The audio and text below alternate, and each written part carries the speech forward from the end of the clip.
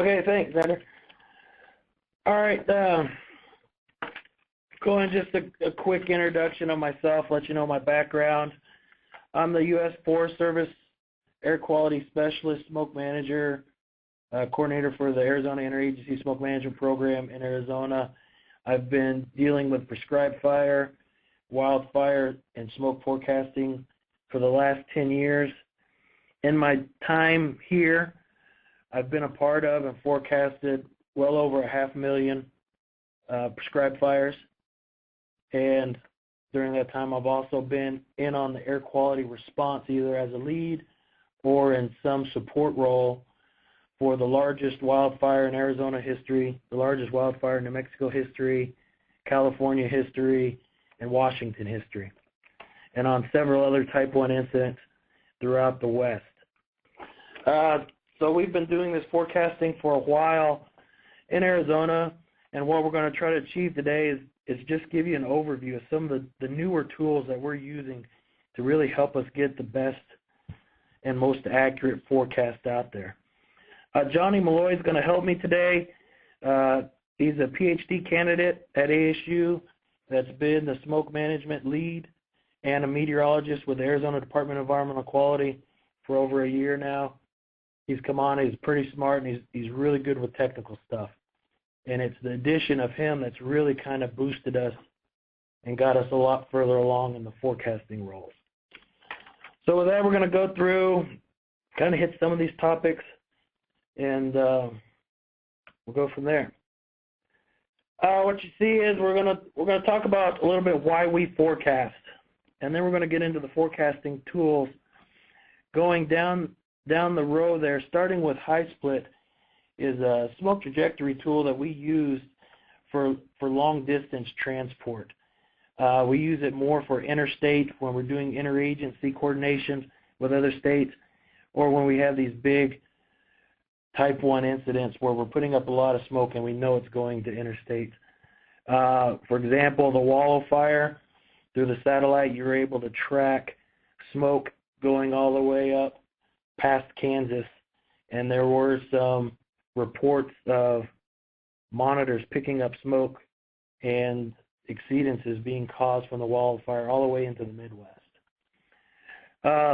And then as we go through this line of forecasting tools, we're going to get all the way down to the micro scale, of which is actually the monitoring data, how we use monitoring data, and the really localized range that it has. And then we'll show just quick, we'll touch on product that comes out that we kind of started building here in Arizona, and it's been used on several fires, and some of you might have seen it. So we'll go ahead and get started there.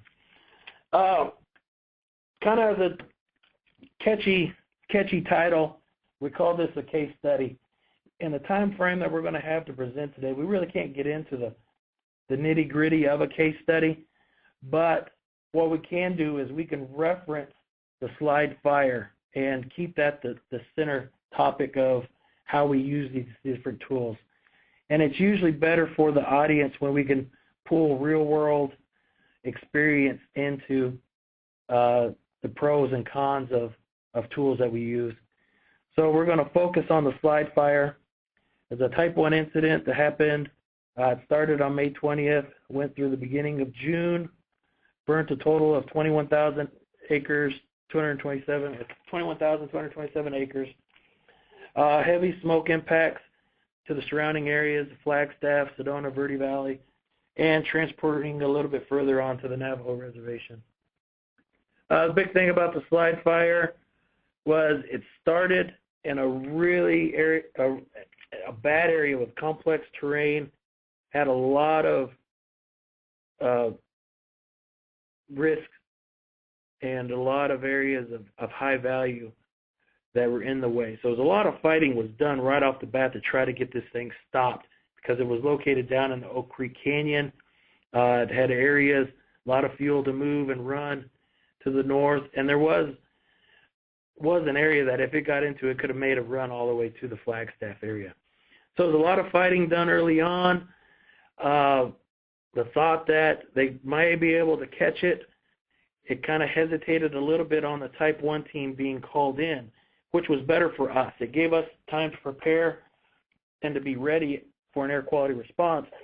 So we were able to show up as the Type 1 team was called in. We were tied in with them, so it actually seemed like we were part of the Type 1 team. So our forecast really got distributed a lot further, a lot quicker, and was really closely tied with the fire. But as you see from the slide, heavy impacts of the Sedona area, 6 straight days of unhealthy or higher, and we had multiple hours in the hazardous for the 3-hour average range. There were actually, we spoke with a couple big grocery chains that had to shut their doors and lock up because of their employee safety. We had people from the community colleges calling, asking for advice on if they should shut school down. Just really heavy impacts. Just a real quick overview, kind of show you what we were dealing with complexity-wise. Really steep terrain, really close canyon walls, opening up into a huge valley with really smoke-sensitive populations, really big political area. During the height of tourism in the Sedona area, we got a lot of people, international travelers, people coming in.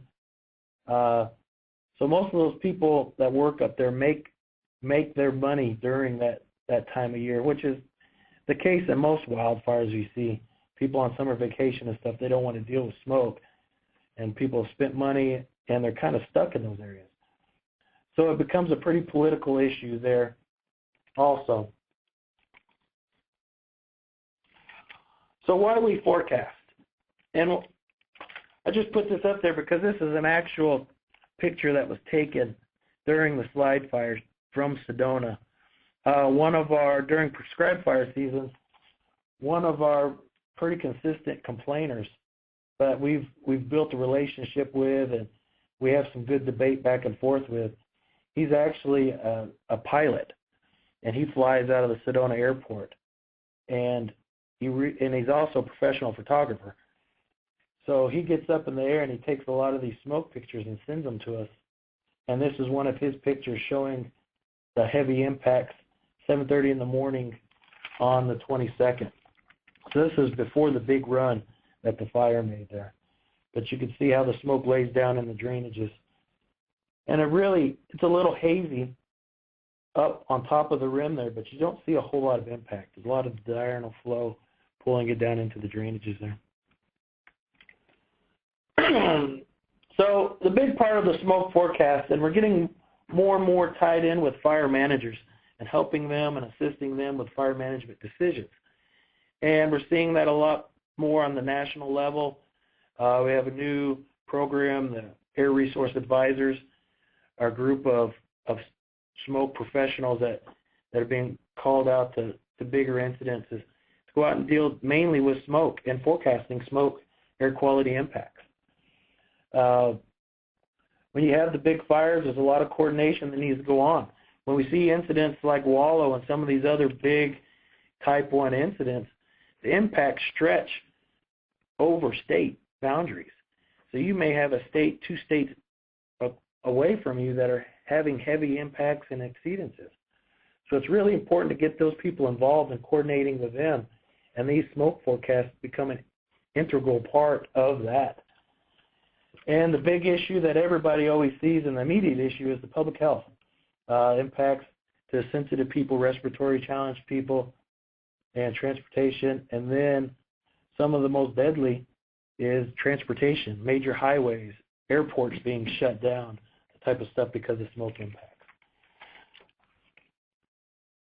So now we're going to get into what we use and what we look at when we do these. Like I said, time constraints, we can't go in and get real in-depth in these, so we're going to hit on them and relate it back to the slide fire for you guys, and then we'll probably take the most of this time, the bigger part of this time, to get into one of our new toys that we're playing with that's really helping us out. That's the GR2 Analyst, and that's what Jonny is going to talk about when we get to that portion. But so we'll dive right into this. So the high split model, this is one of the models that we've looked at and been consistent the longest. One of the things that we've always looked at for the long distance transport, the trajectory of the smoke, interstate, and so on. So what it is, it estimates the spatial and temporal evolution of smoke. Basically, it models a particulate of smoke and where it's going to travel to, using calculations. And one of the nice things to see is they've just paired up with the Air Fire group that created Blue Sky, and they're using some of their calculations now to get plume rise. So in short, the high split model, it uses calculations to estimate a particle of smoke that's coming off the fire, bring in weather models to determine where that particle is going to end up, how far it's going to transport. The downside of using the high split model is, one of the points I put there is the way they estimate it. You have to quantify the smoke in some sense. So one of the things they do is they take the entire perimeter of the fire and turn it into little grids, and they take the centroids of those and they release a particle at 75% of the mixing layer for each one of those centroids. Anybody that's ever seen fire and been around fire knows that you usually have a plume dominant area, and there's a lot of part of the perimeters that smoke may not even being produced from in those areas. So that's one of the things we see, and one of the downfalls we see is the accuracy of what's actually being consumed at the time. Another thing that we see is the overnight trajectory. The overnight calculations are factoring in a static stability. So they're basically saying there's no stability at night. They're keeping that even, and that particle is going to traject that way. What we're seeing in the Southwest, and we've seen some in other states, is we're having 24-hour burn periods based off of instability. We're having Haynes index readings that are off the charts through the entire night. So we're really having smoke produced and even seeing plumes throughout the night. Generally, in the past, we've thought of fire dying down at night. You get the smolder, not really the huge production, not really the loft that comes off a plume. But that hasn't held true the last bunch of years in Arizona. Arizona, the Southwest, and even some of the California fires I've been on, we've had up to 24-hour burn periods with active fire producing plumes that are visible at night by the eye.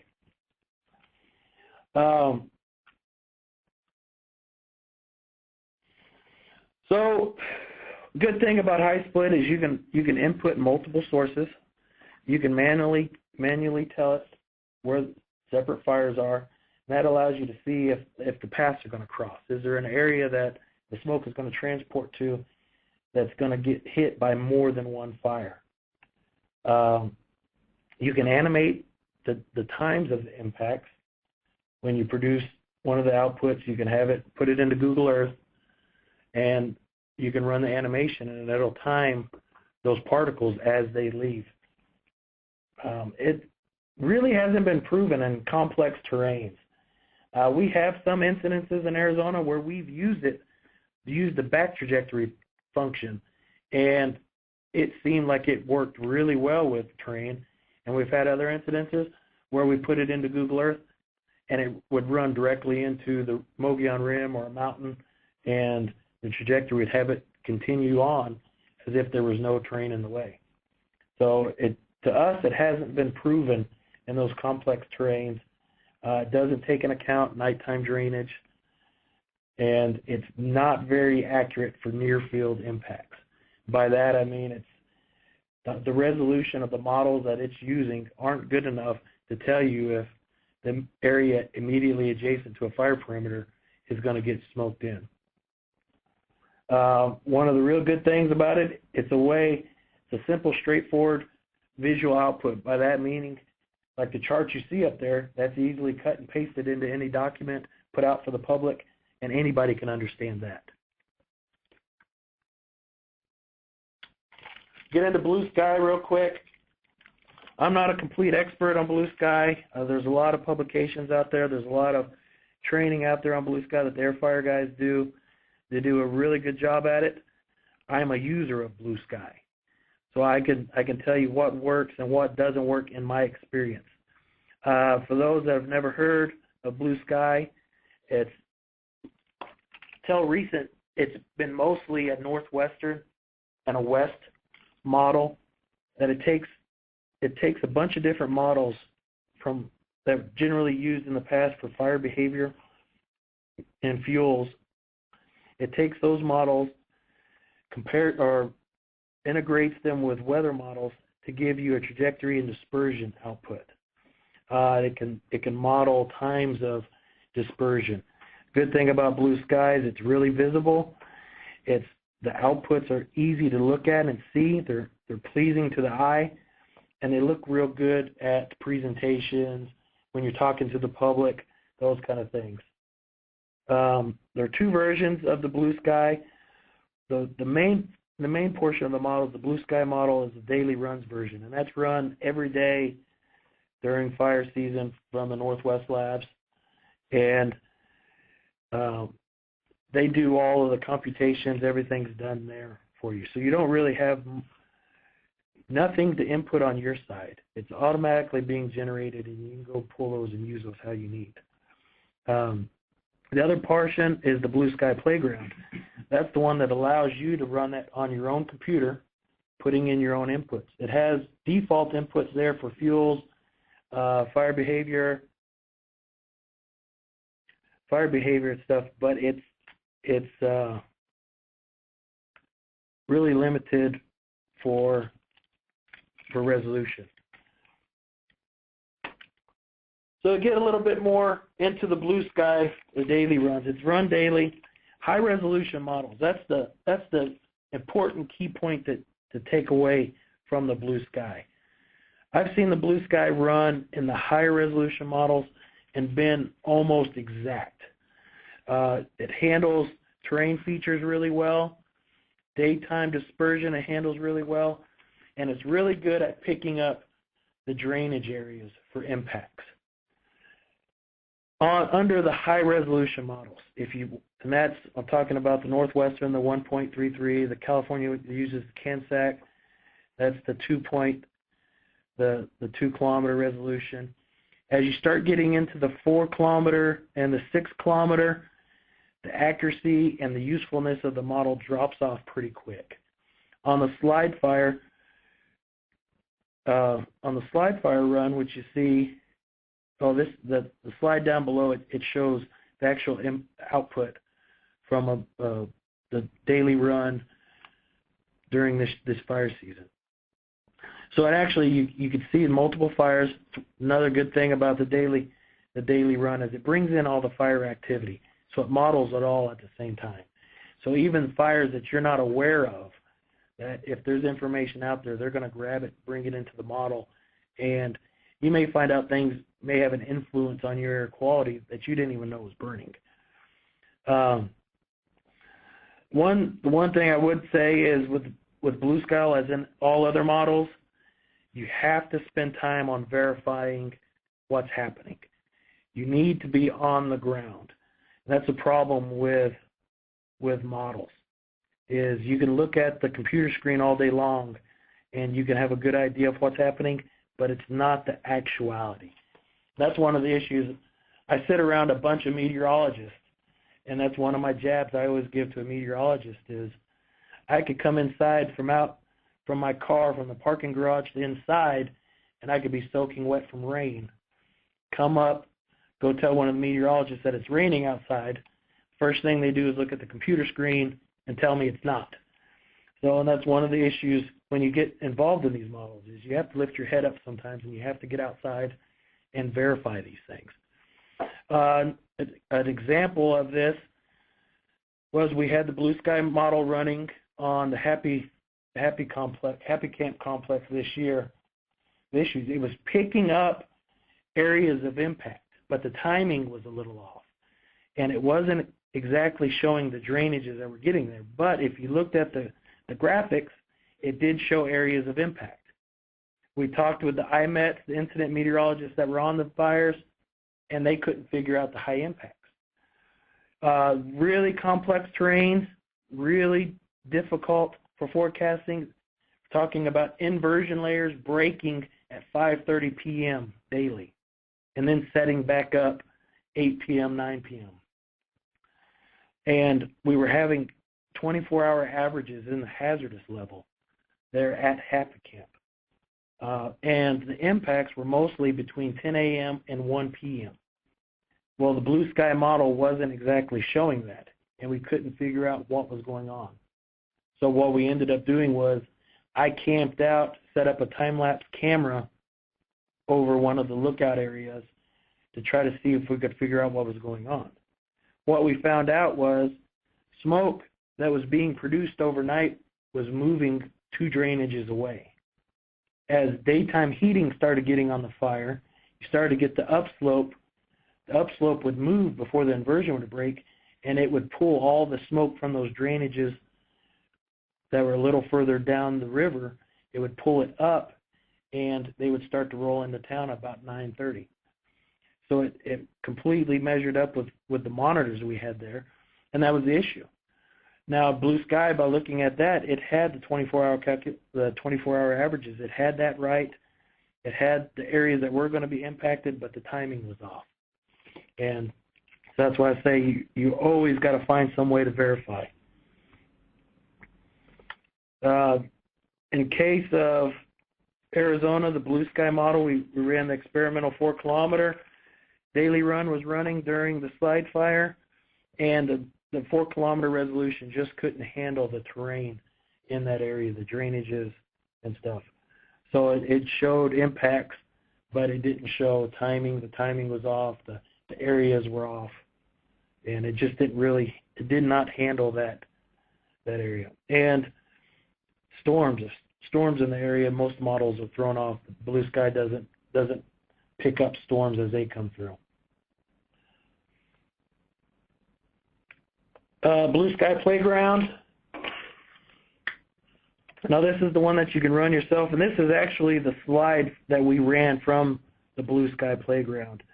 As you can see, the trajectory was right, the timing of it was right, and the areas of impact were right.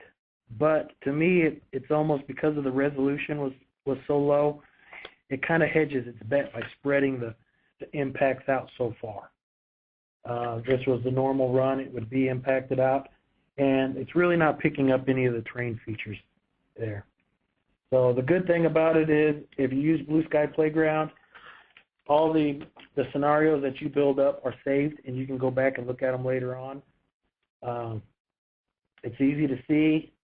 You can actually look at the consumption models and see the different types of pollutants that are coming off.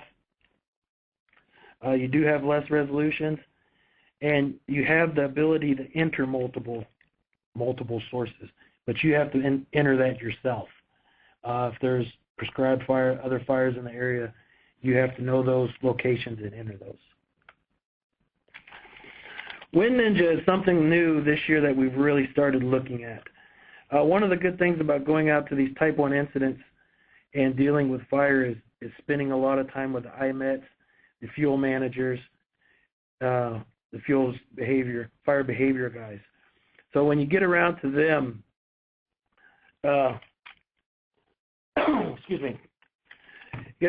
they share some of their knowledge and some of the tools that they've been using.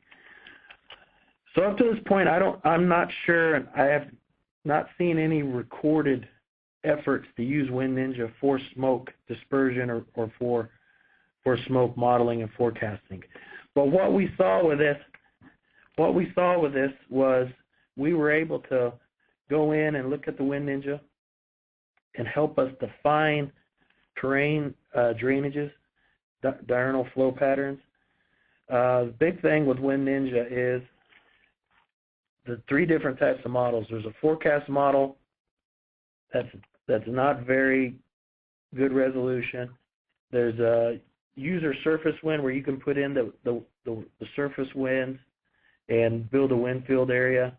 And then there's the user specified, where you actually go in and enter whatever weather models and stuff that you can get to. The outputs of it aren't very user friendly. They only come out in the ASCII raster grids, GIS shape files. So you can enter it into Google Earth and you can look at it, but there's no animation involved. You just get slides. But as you can see in the slide here, what it's showing is prevailing winds, the forecasted winds for the area. And then you can see the forecasted winds, the 10-meter winds. And then as you get closer to the surface, the model picks up the friction, and you can see the different values. You can also see the peaks where you're going to get the higher wind values. But the big thing is seeing the areas where you have sheltered winds. In case of the slide fire, we had a bunch of pretty good steady winds out of the southwest and out of the west, and we had even some shifting up to the northwest. But as it got into the complex terrain, the winds were being sheltered so much in the canyon area that the diurnal flow was still able to pull smoke down into the drainages. So if you just looked at a weather forecast, you would have guessed that all the smoke would have went off into the Flagstaff area and off to the northeast. But in actuality, the diurnal flow, because of the steep canyon walls, was enough to override the forecasted winds, the prevailing winds, and still bring that smoke down. Wind Ninja, we found, is really useful in defining those areas and finding that diurnal flow and looking at the terrain to see if there's enough sheltered areas there, or is there terrain aligned winds. That's a big issue, and that became an issue for me in California. When you had terrain aligned winds, the diurnal flow would actually amplify, and it would push smoke a lot further and a lot more quantity of smoke into those drainage areas. The big thing is you got to remember, using Wind Ninja, that it doesn't show you where smoke goes. It shows you how terrain affects the winds that are forecasted for the area. It does help you define drainages and diurnal flows. It's not very easy to use. It's not a user-friendly program, and it wasn't meant for smoke. It was meant for fire behavior, fire management, that type of stuff. This is a new thing that we're working on and looking at using it more for smoke and helping us with those drainages. And one of the things is, it's always, get back into the verifying, is you can look at these Wind Ninja runs and see drainages and see what you think is going to happen in your forecast. And it's easy to go back and verify those in the morning, early morning satellite runs, where you see smoke lying at the lowest points in the drainages. So we're going to go from Wind Ninja. We're going to go into where we're going to spend most of our time here, is this GR2 Analyst. And I'll let Jonny Malloy take over and do this portion.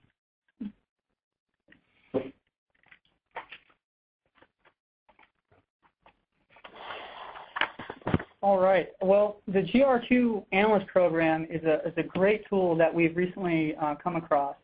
And really, it is an advanced radar visualization software, and it uses Doppler radar collected by the National Weather Service. And what's great about the GR is it can be used to look at current conditions or historical conditions for case study purposes. So, and really the software goes beyond what a typical user might get from the internet, because you can actually create high resolution cross-sections or volumetric displays. And obviously with smoke, this is a neat feature to see actually the shape, size, and characteristics of a plume. So typically, radar is used by only meteorologists to basically look at severe storm signatures, tornadoes, and whatnot. But we have found that it can be used for smoke, and it's pretty useful. So the figure on the right here is kind of laying the background of where the next few slides coming up will be. So in the red box there, you see that that is going to be the slide burn area. And where the radar is sampling is actually about 50 miles to the southeast.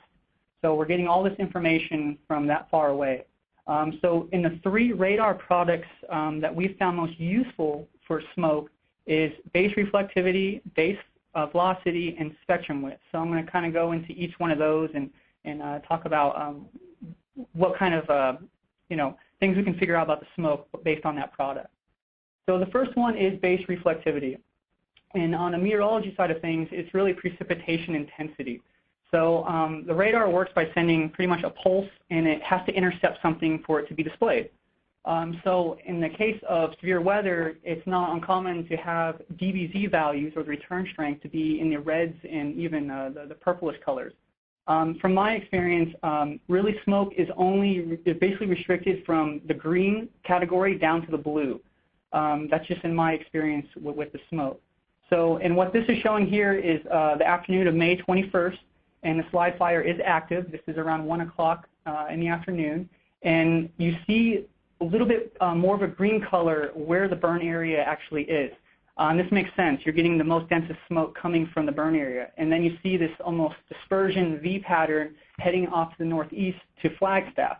And those colors are becoming less and less green, so it's dispersing, it's becoming less dense. So on the next slide here, not the slide fire, we can actually look at the cross-section of that radar. So now we're taking what typically you would see on the internet, and now we can actually look in the 3D. So if you see that cross-section, the plume is actually making almost up to about 10,000 feet in altitude, and then heading towards Flagstaff, it's actually raining out as it's losing height. So this is great for smoke forecasting because we can see where a plume is actually emptying the smoke, so to speak, to a community. So if we go down one more slide here, we can actually see the 3D version of what that smoke plume will actually look like. So you see the spike with the active burn area, and then finally settling down and towards Flagstaff area. So this base reflectivity is very useful for determining the density of smoke. Unfortunately, one of the limitations with radar is this can't really be related to a pollutant concentration, like a PM 2.5 concentration. This will only really give you where the dense smoke is going to be. So that's useful in itself, though. On the next slide here, we have base velocity. So this is actually tracking wind speed. Not only do we get the return strength giving base reflectivity, but we can actually see the speed of particulates. And in this case, it's the smoke, actually, that the radar is picking up. So it's red right now because it's moving away from the radar. Remember, the radar is southeast of the actual fire, and this is heading to the northeast towards Flagstaff. So that's why everything is red right now. Otherwise, it'd be green if it was heading towards the radar. So if we actually if I was able to do this, if you move your cursor anywhere on the colors, you can actually get an exact value of the estimated wind speed. So this is fantastic for determining the transport of the plume. So, and also because we have an altitude on this, we can see if it's going to be below or above the mixing height. So this is great for transport of the smoke, and if it's going to stay above a community, if it's above the mixing height, if we know that. And this is real time here, so this is not model data. So GR is kind of restricted to near-term impacts. So, and this is the 3D version of it. If you go to the next slide. So not as much usefulness in the 3D, only if you can just see what the plume looks like. And you can see that the 3D, along with the 2D on the bottom there, shows it going right through Flagstaff. So you would expect smoke impacts for that community. And we'll talk about just a little bit later, but they did get impacted pretty significantly. On the next product, spectrum width. Spectrum width is the science of it. It's the standard deviation of the particulate velocity. Well, what does that actually mean? Well, it's actually giving the chaos or turbulence of these particles. So, and what you want to look for is those cyan or blue colors. That's showing that there's a greater spread in wind speed between the particulates. This is agitated movement. This is turbulence. So, and as you would expect, this is by the burn area. So this is useful in determining how active a fire might be. More turbulence, more area of turbulence means you might have more smoke generated. And as you get beyond the burn area, which is in the lower left corner of the screen here, right here, as you start moving downwind of that, you start seeing a less chaotic movement. So the smoke plume is essentially drifting at this point towards the Flagstaff area. And what's really great about the radar is it matches up fairly well with how the plume actually looks. If we move to the next slide for the 3D side of things, this is pretty much the same perspective of where this picture was taken at the same time. So it's matching up pretty nicely with how the plume is behaving. And this can be day or night again, so we're not restricted to visible satellite at this point. So GR can be very useful in determining where this plume is actually going to lay over. So, I mean, this is a great tool, but there are limitations that go with it, and we'll talk about that right now. First, just kind of stressing the shape of the plume. And these are basically 2 days here, May 21st and the 22nd. And what I've been showing you has been all the radar products for the 21st when the smoke plume was over the Flagstaff area. And towards the bottom of the screen here, right here, we can see the smoke impacts were very heavy in the Flagstaff area. This was daytime, moderate to unhealthy readings in that situation. And or the yellow marker is on the top left panel there is where Flagstaff is. So the smoke plume is over Flagstaff and they are getting impacted. However, if we go the next day, we had a shift in wind. It became more south-southeasterly on the 22nd during the afternoon. And we see Flagstaff, no radar signatures over the community. And the actual air quality values reflect that. So Flagstaff has escaped the impacts from the smoke on that day. And we can tell this even from afar just using radar on how significant the impacts may be. So going into the limitations of radar, there are two significant limitations to radar. By design, radar scans at tilting angles. And it's from a 1/2 degree to a 19.5 degree tilt. And this is fixed. This is how all the Weather Service radar units are set up. So if you remember, our radar site is actually 50 miles southeast of the burn site. So this means they can only sample at that distance only 3,000 feet minimum above the ground level. So we are missing the very near surface of where the smoke might be coming from. We still found use for it, but it is a limitation.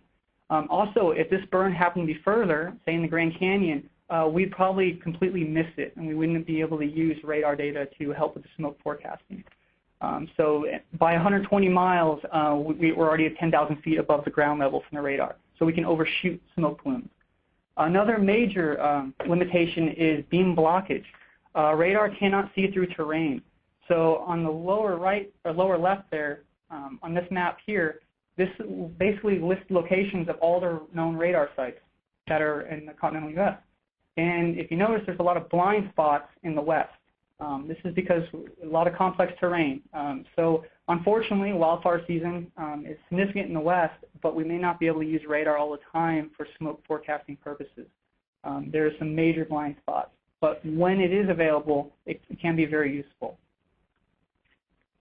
So, and also, really this is only restricted to major wildfires. It has to really be big enough to finally be detected by the radar unit. So, you know, if the slide fire happens to be smaller, we may not be able to use it for any kind of smoke forecasting purposes. And finally, radar values with any of the products have not been linked to any known concentration. So we can know where the densest part of the smoke is, but we just don't have that link. And that could be future research down the road there, which would be very helpful. So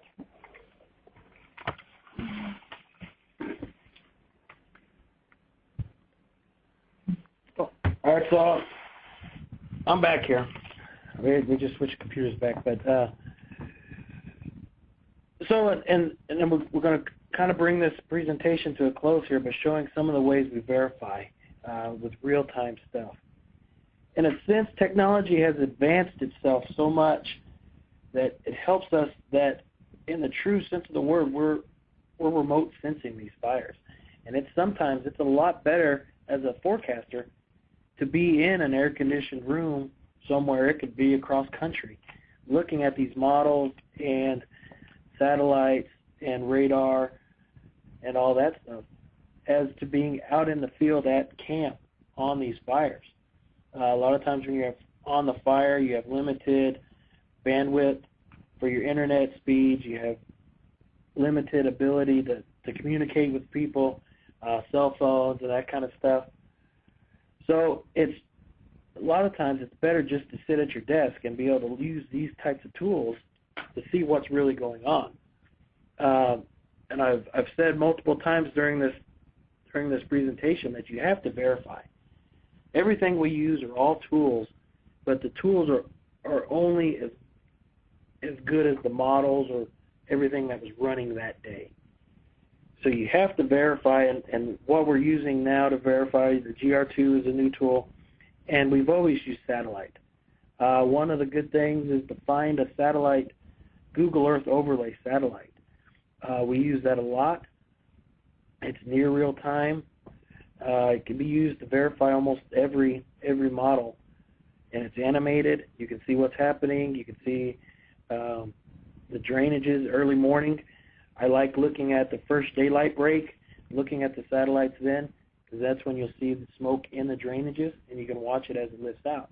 You can see how far the drainages has gone down, and you can verify blue sky or any of the other models on that, or your forecast for that matter. There are limitations. Big limitation is it's only useful during daylight hours, and it has to be a clear sky. There have been incidences where we've had a big enough fire where the plume punched through a low cloud layer and you were able to see something active there. But in general, you need a clear sky to see this stuff. And satellite, using this, we scan our satellites all day during fire season. And we've actually reported wildfires that hadn't been reported to dispatches before by sitting at our office in Phoenix, fires that were hundreds of miles away. Resolution, depending on the satellites you're using, resolution, sometimes you give up resolution to have it overlaid in Google Earth. But it's a really useful tool and it's easy to use. And the last, to verify, you can forecast smoke all day long, but if you don't have anything to base your forecast off of, data-wise, or monitors in the field, you're really just forecasting if there's going to be smoke in the area. By using data placed by portable monitors or existing monitor networks, you know the values of things. Then you're able to start taking in all these other tools that we talked about and forecasting what the levels are going to be at tomorrow. Seeing the drainages come off the slide fire, we were able to see that on days where we had less winds or the drainage diurnal flow areas were amplified with terrain-driven or terrain-aligned winds, it pushed a lot more smoke down those drainages and got into areas, and we were able to verify that by having monitors out in the field. So you can see this picture here that was taken. This is the actual monitoring data from that day. The picture was taken a little earlier. I think the picture was taken at about 7:30. And you can actually see the heavier smoke a little further up the drainage that hadn't made it all the way down yet. And that shows up in the monitoring. So that is one of the big things, is you can use these portable monitors to get them out in the field to really help you hone your forecast. And that's generally what we do. We have a great monitoring staff here at DEQ that can get out in the field and go at the drop of a hat. And we have these portable EBAM network that we can drive and put in these areas to help us with our forecast. That's gotten a lot better nationally with the monitoring cache that Pacific Northwest Labs holds to get these fires out, or monitors out for prescribed fires and wildfires. And one of the other tools, we didn't talk about it here, but it was just brought up to me, is webcams. Webcams, finding out where the webcams in the areas are. You don't know the levels of impacts, but you can definitely see if smoke's in the area. And we're starting to tinker with that some with time-lapse cameras and stuff that'll be hooked up to cell modems that we can see from the desk. We can pull images. That's for next season, I guess. But we'll try to wrap this up so we can get to some questions if we have it. The main reason we're talking about all these products, these tools we use, is to get to the product. What kind of product are you going to release? Why are you even doing the forecast? The big thing with a product, and one of our big goals, is to make it easily distributable and readable. You want something that the common person can look at a glance and be able to tell what's going on. one of the things you see is every state, every region has a different way that they interpret data, interpret information, and get it out to the public. But the goal is to get something out there tailored to that group. Get that area out there so these groups, they know what they're seeing and they can anticipate. One of the biggest things and the feedback we've had in the past is when we're telling people what happened the day before. We're looking at monitoring data and saying yesterday it was really smoky outside. That doesn't help them today, or it doesn't help them planning their doctor trips or the things that they're going to do for the next couple days. So really using these tools to try to put something together that's readable, that people can understand. And the big thing now with social media is having it on one page so it could be clipped and pasted onto Facebook pages, into Twitter, into these other things. So also, big thing with the forecast is they need to be scientifically repeatable. It's really helpful to have these things be repeatable. So if something were to happen during the middle of a fire, and sometimes fires go on for weeks, and people time out, people aren't able to continue on. But you need a system set up so anybody can step in and fill in behind you and get that same kind of consistency with the product out there. Just scanning through and see the comment, doesn't help to have a professional photographer.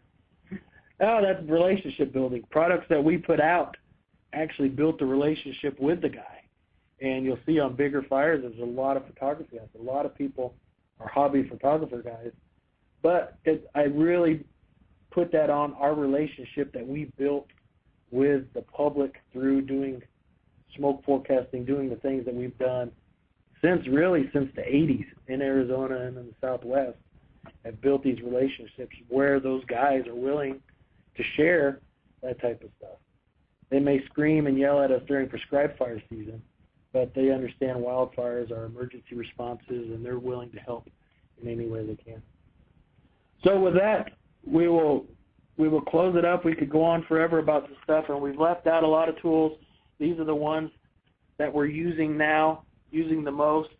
This doesn't touch on any of the meteorology stuff that we look at, the different models there, but just kind of a quick rundown of tools we use and we think are helpful to others. So we can go from there and take questions or comments. Great. Well, thank you so much, Ron and Johnny. This is a really good overview, and I think sets the stage well for the smoke workshop next week. So please feel free to type in questions in the chat window. In a second, I'll unmute the line. We got 30 people on there, so it might be a little chaotic, but I wanted to start off with one question going back to, let's see, I've forgotten even the name. I guess it's Blue Sky and the resolution. You were talking about how the resolution for some of the areas in the Southwest isn't all that good. Do you happen to know if there's any plans to expand those areas? I mean, it seems like California and the Pacific Northwest have nice yellow boxes indicating high-quality data. Boy, it sure would be nice to have one of those right over Arizona, New Mexico. Do you know about any future plans? No, and we've addressed that a bunch of times with the Meteorological Society groups and some of the other research groups. There was an effort at one time for the Rocky Mountain Research Center to do some stuff, and they have some weather products that are out there, but it's just not the really high-resolution stuff we're seeing. But what we're looking at is right now we're trying out an experimental one that Blue Sky showed us. And I don't know what that means. That means they're going to see that it's necessary and push it further on. And that's what we would hope. And we've asked for that since the early 2000s. We've asked for some kind of assistance in that. Okay, thanks. And we got some other questions coming in. Alex asks, Ron, from where you sit, has the public response to smoke after the slide fire been different this fall during the prescribed fire season? So we've had a lot of managed or prescribed fires this fall, and have you seen because people experience the slide fire and know the wildfire smoke maybe more recently, have they been reacting differently to the prescribed fire smoke just from the sort of anecdotal information you've got? We found in human nature they have really short memories. Usually it'll help us through the first couple weeks of prescribed fire, and then everything changes. And one of the things we constantly hear is, after Wallow, things helped us for about a month or so, and then everybody said, I lived through Rodeo and Wallow, and the smoke from this prescribed fire, which is probably like 150 acre piles, is worse than it ever got to during Wallow or Rodeo. And we haven't seen it yet because we just started our season this year, but I'm guessing it'll be the same in that area. We haven't heard any real complaints in the last 3 weeks, but we're coming into heavier burns, so I'm guessing that'll start next week or so. Okay, great. And Karen had a comment that maybe you can elaborate on, Ron, about the benefit of having you participating in the Public Information Officer Coordination Conference calls during the slide, and your ability to explain the products and pass that along to PIOs. Is that something that you're able to do for other fires, or you want to sort of expand on that idea? Yeah, they've kind of taken some of what we've done here in Arizona and New Mexico. We've done it here for a while. Big help for that is Pete Lom in the national office pushing Air Resource Advisor position on wildfires and other things to really get us out and in order to incidents such as these. Just so happened, slide fire happened. It's here in my backyard. We were able to tie in really quick. Something that was a little different this time is we tied in with the PIOs right off the bat. Generally, we're tying in other places trying to get our information distributed. This time, we knew the incident commander, we knew the people involved in the fire, so we were able to tie in with them right off the bat and get stuff distributed and be able to explain stuff on the conference calls, which was really a new way to do things, and I think it helped us a lot through getting the information out social media-wise or just being able to talk right there with the different types of PIOs. That's a big issue with fires is you never realize how many PIOs there are until you're on one of those PIO calls. And do you think, it sounds like it was a success with Slide, do you think it's something that you'll be able to do again in the future, or are there resource limitations that would keep you from participating on those PIO calls for future fires? Just a second.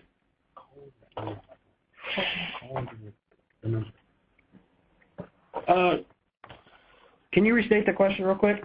I was just wondering whether you might be able, you thought you might be able to replicate that kind of PIO conference call participation on other fires, or whether resource limitations would keep you from being able to be that active. Yeah, there's definitely resource issues. It's more of an ordering issue as things start to get going. Usually air quality in the past has always been thought of kind of last. So now I think as it's come more to the forefront, people are realizing that and ordering up specialists and people to come in and help earlier. And the quicker somebody can get to an incident and tie in, the faster we're able to set up these lines of communication and get information going. Okay, great. And we have two other questions. Sonia asks if the process for requesting daily smoke or submitting burn plans and registrations has developed beyond faxing documents, whether they're online forms, or you could comment on that more generally. Yeah, we're talking about Arizona's program, how we're really behind in our computer and technology abilities through the ITs here, the IT departments. So what we've done is we've been able to tie in with a grant, working with the State Forestry and U.S. Forest Service, and we were able to get a grant that helped us build a database. So the database is up and running right now. We're still working on the bugs, getting those out, and getting everything tied together. But we're hoping at the beginning of the year that people will be able to online submit. The database was made in a way that people can do it from a smartphone or iPad, and anything that we did by fax in the past will be available to do over the internet. Great, great.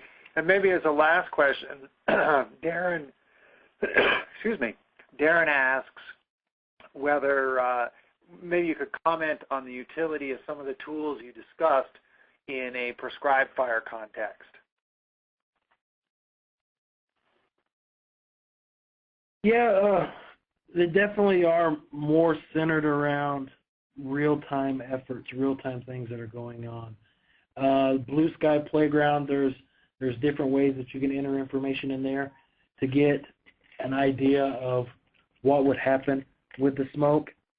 But that's really the only one. That's really the only one. Hold on a second.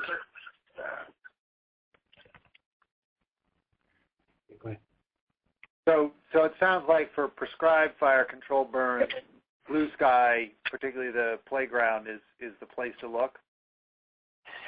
Yeah, right now it is, and that's really been the focus. There was a lot of tools that were originally people were looking at for more of a forecast, for more of a prediction of what the smoke will do from a prescribed fire.